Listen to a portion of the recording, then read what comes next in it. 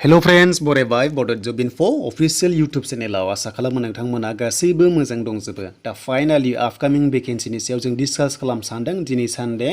दा बेयाव पोस्ट अफिसाव साख्रि ओंखारगोन। दा बे पोस्टआ थागोननो 98,083 वेकेन्सिस अल इंडिया। दा बेयाव मेल फिमेल गासैबो हागोन जायफ्रानोखि एलिजिबल जायो 10 पासनिफ्रायनो HS पास डिग्री पास गासैबो हागोन। पोस्टआ थागोननो MTS मेल गार्ड बेनिफ्राय पोस्टमैन। दा बेयाव बेसेबां क्राइटेरिया नांमारगौ बेनिफ्राय अनलाइन एप्लाइ माब्ला जागोन दासिमबो अफिशियली आपडेट गैया बाट नोंथांमोननो सोर्सनिफ्राय मिथिनाय बादिब्ला बेयाव आपडेटखौ लाबोदों नोंथांमोननो जाहाथे एसे एडभान्स मिथिना थाखायो आरो जेब्ला अफिशियल नटिस ओंखारो अब्ला नोंथांमोना थाब नायनानै बयबो अनलाइन खालामनो हायो आरो थालाङि बायदि मानोना जोंनिया खायसे एक्टिभ थाया नेटआवहाय देन जोंहा लास्ट डेट बारग'लायो आरो एप्लाइ खालामनो हानायनि अप्शनखौ मोननाय जाया। दा बेखायनो लेटेस्ट इनफरमेशन लाबोग्रोबाय जाहाथे नोंथांमोना बयबो रेडि जायो। दा बे 98,000 पोस्टआ थागोन अल इंडिया माखासे सार्केल वाइसआव थायो आरो बेयाव जोंहा मिथिखागौ पोस्ट अफिसाव एग्जाम जाया डाइरेक्ट सिलेक्शन खालामो। दा एग्जाम्पल महरै थांनाय बाराव नोंथांमोना गोबां साख्रि मोनबाय गोबां बर'फ्राबो मोनदों ST हिसाबै जेरावनोखि नोंथांमोनाहाय सार्केल वाइसआवहाय मोननाय जादों पोस्ट अफिसावहाय जेरै हमना ला GDS PPM ABBPM नोंथांमोनाहाय मोननाय जादों। थिग बेबादिनो जों अफिसियेल साइडआव जेब्ला फैगोन बेबादि मोनो नाथाय दासिमबो अफिसियेल नटिस बेयाव रिलिज खालामाखै जे बे अनलाइन एप्लाइआ माब्ला जागोन बा लिंकआ माब्ला एक्टिभ जागोन। दा बे नटिफिकेशनाव क्लिक खालामबा जोंहा माखासे नटिफिकेशन नायनो हायो आरो जेब्लानोखि साख्रि ओंखारो अफिसियेल नटिसखौ बेयावनो रिलिज खालामनाय जायो नाथाय दासिमबो नुनो मोनाखै। अब्लाबो जों माखासे सिगांनिखौ नायोब्ला माबादि थागोन जोंहा माखासे ST वाइसआव बड' वाइसआव जोंहा मोननाय जायो। बर'फोरनि थाखायबो एक्सट्रा पस्ट थायो बेखौ नायदोनै आसाम स्टेटआव दङ नोंथांमोना नुनो मोनदों। दा लेंगुवेजआ एसामिस एबा लोगोसे असमिया होननाय दङ बा बेंगलि बेबादि रोखोमनि दङ आरो बेनिफ्राय जों नायोब्ला बड'बो दङ। स' बड' होननाय लोगो लोगो जोंहा बर'नि थाखाय एक्सट्रा खथा फैगोन आपकामिंआवबो स' नोंथांमोना बेयाव बयबो एप्लाइ खालामबानो जाबाय बेयाव बैसोनि जायफ्रानोखि गोरोबो।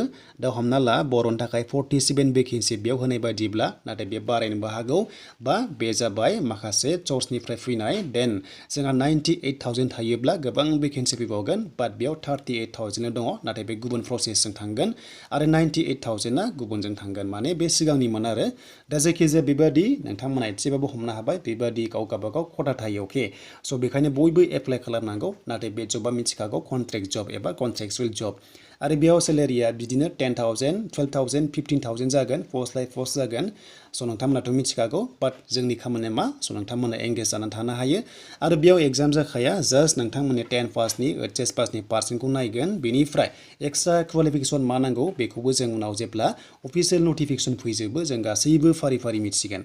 दा सोर्सनिफ्राय मोननाय बादिब्ला जों बेयाव माखासे भेकेन्सिखौ नायनोसै फैदो बेसेबां थामारगोन आसाम स्टेटआव एबा नर्थ इस्टआव।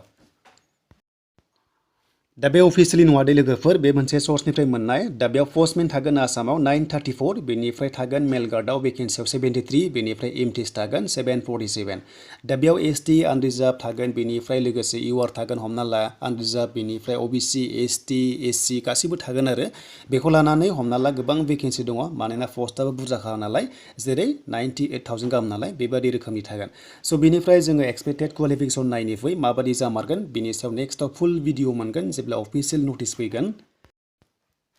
दा बे जाबाय बेयाव बिनाया बेबादि रोखोमनि हमना ला पोस्टमेन बा नोंथांमोना 10 पास एबा HS पास लिरदों आरो बेनिफ्राय बेयाव कम्पिउटार सार्टिफिकेट नाङा पोस्टमेनावहाय हमना ला देन मेल गार्डआव लिरदों बेवहायबो 10 पास एबा HS पास जानांगोन बेनिफ्राय कम्पिउटार नलेज नोंथांमोना थानाय जानांगौ आरो माने रोंनाय जानांगोन बेसिकखौहाय हमना ला 3 मान्थस 6 मान्थस बेनिफ्राय MTS आवबो बेयाव कम्पिउटार सार्टिफिकेट बिदों 10 पास एबा HS पास आरो बेयाव थ' बयबो आसा खालामो एलिजिबल जागोन। बेनिफ्राय पोस्टमेनाव बेयाव लिरनाय बादिब्ला नाङामोन आरो बाट बे आनअफिसियेलिसो अफिसियेल नङा। दा जेब्ला फैबावगोन लेटेस्ट अफिसियेल नटिफिकेसन नोंथांमोना आपडेटखौ लाबोगोन। बे भिडिअ लाबोनायनि जाहोना बेनो गुबै जाहोना जाहाथे इनफरमेसन लाबोग्रोबाय जाहाथे बयबो रेडि जायो आरो नोंथांमोना लिंकआ एक्टिभ जानाय लोगो लोगोनो मबाइलावनो अनलाइन एप्लाइखौ खालामनो हायो नाथाय बेयाव एग्जाम जाखाया नोंथांमोना पार्सेन्टनि सायाव साख्रिखौहाय मोननाय जायो। दा बेनिसिम लोगोफोर दिनैनि सानडेनि आपडेट आसा खालामो मोजां मोनोबा लाइक कमेन्ट शेयार आरो नोंथांमोना चेनेलाव गोदानै फैदोंब्लाबो साबस्क्राइब खालामदो बेफोरबादि जबनि आपडेट मोनबाय थानो।